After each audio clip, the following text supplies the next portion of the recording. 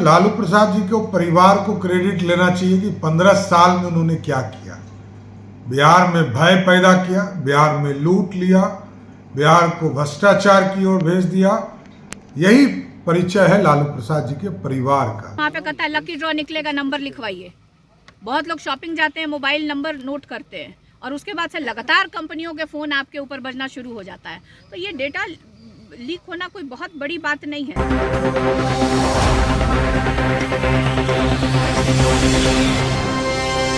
नमस्कार, स्वागत है आपका पीटीएन न्यूज़ में और मैं हूं आपके साथ अनुराधा। उप मुख्यमंत्री सम्राट चौधरी ने बयान दिया था जिसमें उन्होंने कहा था कि लालू प्रसाद यादव का जो पहचान है वह चारा खाने का है, बिहार में भय पैदा करने का है, अपराध पैदा करने का है, बिहार को लूटने का काम करते हैं लालू प्रसाद यादव जी। और क्या कुछ कहते हुए नजर आ रहे हैं सम्राट चौधरी, पहले आप उनका बयान सुने। देखिए, लालू प्रसाद जी को परिवार को क्रेडिट लेना चाहिए कि 15 साल में उन्होंने क्या किया। बिहार में भय पैदा किया, बिहार में लूट लिया, बिहार को भ्रष्टाचार की ओर भेज दिया। यही परिचय है लालू प्रसाद जी के परिवार का।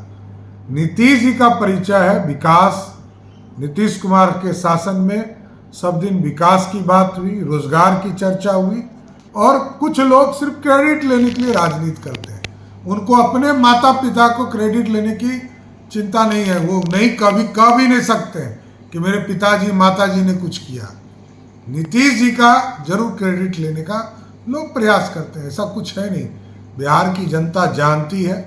नीतीश कुमार जी ने 2020 के चुनाव में कहा था 10 लाख सरकारी नौकरी देंगे बिहार के लोगों को, और 2024 में जब भाजपा और जनता दल यूनाइटेड का गठबंधन हो गया तो अब मुख्यमंत्री जी ने कहा 12 लाख नौकरी देकर चुनाव में जाएंगे। सम्राट चौधरी के इस बयान पर लालू प्रसाद यादव की बेटी और राष्ट्रीय जनता दल के सांसद मीसा भारती भड़क गई। उन्होंने कहा कि मेरे पिताजी से सिर्फ एक ही गलती हुई अपने राजनीतिक जीवन में कि वह उन्होंने सम्राट चौधरी को कम उम्र में ही नेता और विधायक बना दिया। यह हमारे पिताजी लालू प्रसाद यादव की गलती है और यह मैं मानती हूँ। राष्ट्रीय जनता दल की सांसद मीसा भारती ने अपने ही पिता लालू प्रसाद यादव पर कहा कि हमारे पिता से एक ही गलती हुई है ज़िंदगी में, वह गलती है कि उन्होंने कम उम्र में ही सम्राट चौधरी को विधायक बना दिया और कम उम्र में ही उनका विधायक बनाकर राजनीति में ले आए और वह आज उन्हीं के बारे में उल्टा सीधा बोलते रहते हैं। राष्ट्रीय जनता दल के 4 लाख सक्रिय कार्यकर्ताओं की डाटा लीक होने पर उन्होंने कहा कि यह काम प्रशांत किशोर का हो सकता है क्योंकि वह पहले यही काम करते थे। आप लोगों को भी पता है अभी भी वह यही कर रहे हैं। उन्होंने जो यात्रा की इसका मतलब है कि जनता उनसे नहीं जुड़ पाई, इसलिए वह दूसरे दलों के नेताओं से कार्यकर्ताओं से संपर्क कर रहे हैं। जनता दल यूनाइटेड के प्रवक्ता नीरज कुमार के द्वारा यह आरोप लगाए जाने पर कि लालू प्रसाद यादव को राजनीतिक तौर पर नज़रबंद कर दिया गया है, प्रचार नहीं करने के लिए भेजा जा रहा है, इस पे मीसा भारती भी जमकर बरसी। उन्होंने कहा कि बताइए लोग किस तरीक़ा से बात करते हैं। सबको पता है कि उनका किडनी ट्रांसप्लांट हुआ है और वह जनता के बीच ज़्यादा नहीं जा सकते हैं, लेकिन कहीं से भी अगर आमंत्रण आता है तो वह ज़रूर जाते हैं। और क्या कुछ कहते हुए नज़र आ रही है मीसा भारती, छोड़े जा रहे हैं हम आपको उनकी बातों के साथ। किया है चारा घोटाला, अलकतरा घोटाला, उन्होंने कोई काम नहीं किया है जनता के। देखिए, किसी के प्रति कुछ कह देना ये भाजपा नेताओं के लिए कोई बहुत बड़ी बात नहीं है। और आपके माध्यम से, क्योंकि यहाँ मीडिया के बहुत सारे साथी यहाँ मौजूद हैं, मैं आपके चैनल के माध्यम से बिहार के लोगों को और बिहार से बाहर जो भी आपका चैनल जो देखते हैं देश के लोगों को बताना चाहती हूँ कि जो आरोप उन्होंने राष्ट्रीय अध्यक्ष आदरणीय लालू प्रसाद यादव जी के ऊपर लगाया है, तो मैं बता दूं कि आदरणीय लालू प्रसाद की देन है कि बिहार को 5 यूनिवर्सिटी देने का काम किया है। और उन्हीं की देन है, जब वो रेल मंत्री थे तो 3-3 चक्का कारखाना, रेल कारखाना लगाने का काम बिहार में किया है। 20 वर्षों से डबल इंजन की सरकार है बिहार में। केंद्र में भाजपा की सरकार है, राज्य में जेडीयू और भाजपा की मिलीजुली सरकार है। कुछ समय के लिए हम लोग आए थे। तो 20 साल में बिहार की जनता को और देश की जनता को बताना चाहिए कि कितनी फैक्ट्रियां यहाँ इन लोगों ने लगाई है, कितने रोजगार के साधन इन लोगों ने सृजन किए हैं, कितने नियुक्ति पत्र इन लोगों ने अभी तक विगत वर्षों में इन लोगों ने बांटने का काम किया है। ये कहते हैं हमने सड़क बना दिया, हमने ये देखिए, कोई भी सरकार हो, चाहे हमारी सरकार हो, चाहे भाजपा की सरकार हो, चाहे जेडीयू की सरकार है, तो सड़क बनाना है ऑन गोइंग प्रोसेस है। जो भी सरकार आएगी इस तरह का काम चलता रहेगा।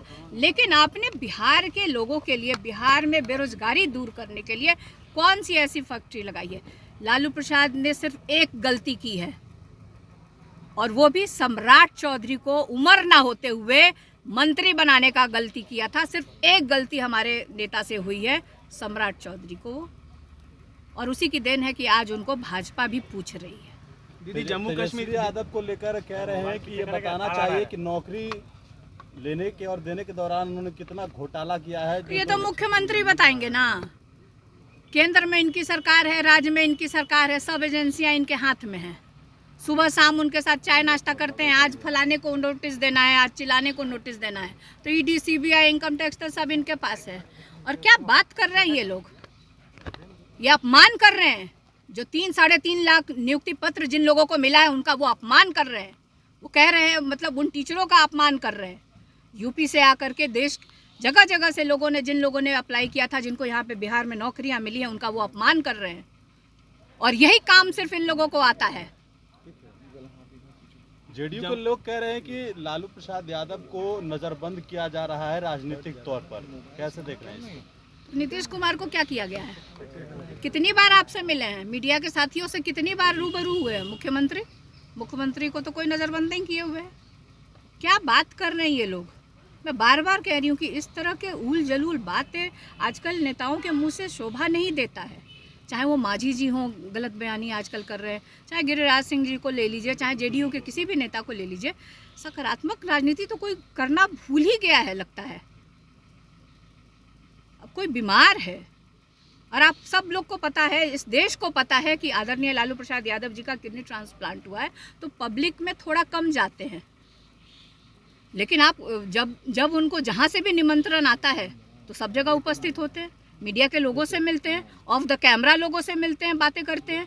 रोज सुबह और शाम आके अगर आप 10 नंबर के गेट पे आप खड़े हो जाइएगा तो गेट शाम को खुला रहता है। बिहार से कोने कोने से आए हुए लोगों से उनसे मिलते हैं, उनकी समस्या सुनते हैं और समस्या को दूर करने की कोशिश करते हैं। दीदी, जम्मू कश्मीर में मजदूरों के साथ लगातार जो है टेररिस्ट एक्टिविटीज हो रही है, मौतें हो रही हैं, कैसे देखती हैं? फारूक अब्दुल्ला कह रहे हैं कि सरकार को अस्थिर किया जा रहा है, गिराने की कोशिश।